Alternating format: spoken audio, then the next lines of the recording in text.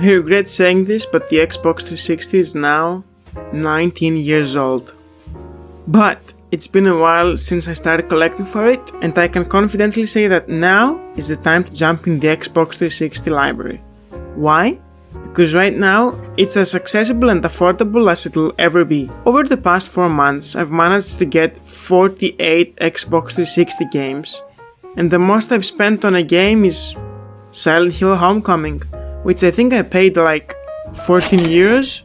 That means that everything you see here is under 10 euros, and there's so many good games for this console that I wish I'd played earlier, and this is why I'm making my top 5 Xbox 360 games. Side note, this is my personal top 5 list, and it's not an objective list, so don't hate me. Also, to make this list more interesting, I'm not gonna put any Halos or any Gears of Wars in there, because honestly, I don't think I've played any of the Microsoft published games, so I've chosen 5 games from completely different genres to spice things up a little. Keep in mind that I haven't played all of the 48 games that I show you here, so yeah, these are the ones that immediately caught my attention. So here we go. Number 5.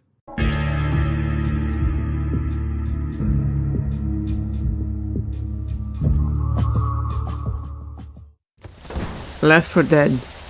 This game has 3 things every person likes: zombies, guns, and co-op. You couldn't go wrong with this holy trio back in 2008, and you still can't go wrong in 2024. Even without the co-op, Left 4 Dead still manages to offer an excellent single-player experience using the gold standard Source engine and the AI director, which I had no clue what it was before writing the script, but now it makes so much sense and I'm so glad this thing exists. It's basically an AI that manages each of the players' experience by setting every game a bit differently, be it from the zombie spawns, guns, etc, etc. Now, don't forget, this runs at 30 FPS on the good old 360, but if you play just to chill because you're a chill guy, you forget about it very quickly.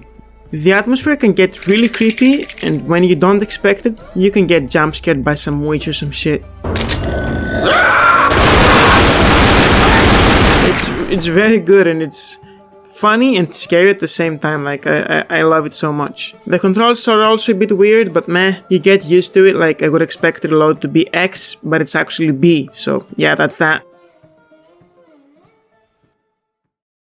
Number 4. Dead Rising. This game, as most of you know, has been recently remastered, and from what I've heard, because I haven't played the remaster yet, does a good job of representing what the original did back in 2006, but not in the same degree. For example, the original launch title, Dead Rising, has a darker tone to it, and for some reason the remastered has censored a lot of the stuff that was in the original. Can you, fella? Oh yeah, I know why. It's because you're Viet Cong. It's because you're a mole. You are nothing but a filthy communist!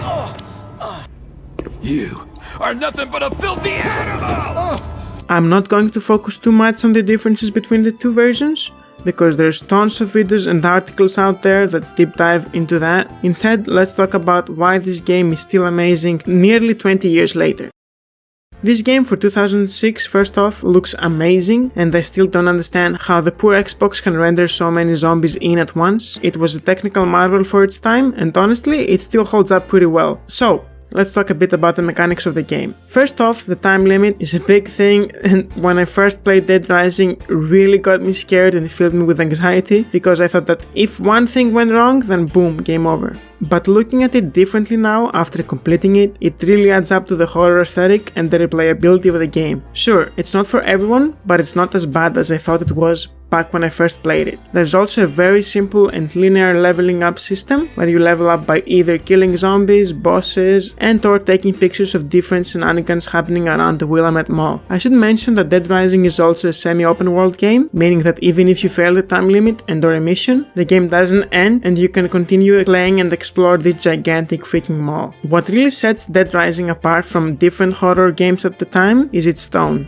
It's this weird mix of pure horror and just balls to the walls fun. One minute you're running for your life from a horde of zombies, and the next you're mowing them down with a lawnmower while wearing a gigantic teddy bear mask. It shouldn't work, but it does.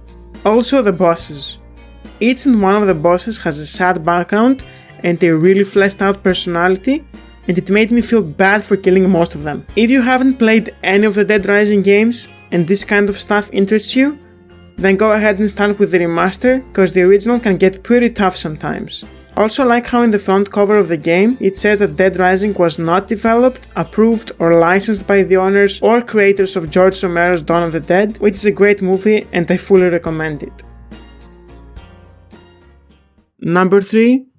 SVR07. Now it was kind of a tough choice to pick a fighting game because I wanted to choose something that's accessible to everyone, and for that reason I think SVR07 is really worth a spot in this list. First of all, who doesn't like sweaty men punching each other?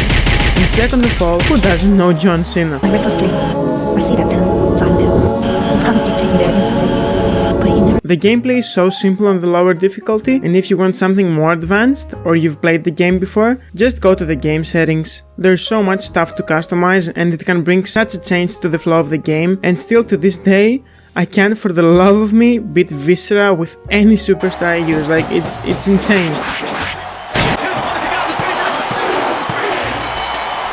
The Creation Suite has always been a strong point in the SVR series, and back in 06 it was no different. And my favorite, Create a Moveset, where you can change any superstar's moves from something crazy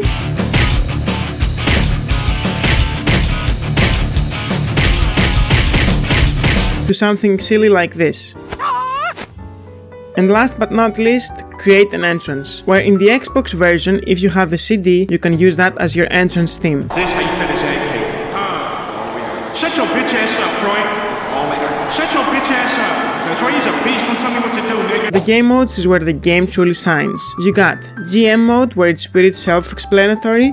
You draft the roster and manage the economy of the brand you choose, while also controlling the contracts for your superstars. But to be honest, it's something that never really interested me. But it's cool to have for some people that like this kind of stuff, and it's still way better than what 2K did. Season mode is wild. You can choose certain wrestlers who are fully voiced by their real counterpart, and it's hilarious seeing them do stuff that would never happen in real life television. Also, through season mode, you unlock arenas and superstars, so that's pretty epic. This game has kept me entertained for so many years now, it's insane. And I will never get bored of this game. I don't know, it's maybe because I grew up with it. I don't think there's something else to be said about this game that hasn't been said before, and just so you know, the Xbox version is the best. Enough said.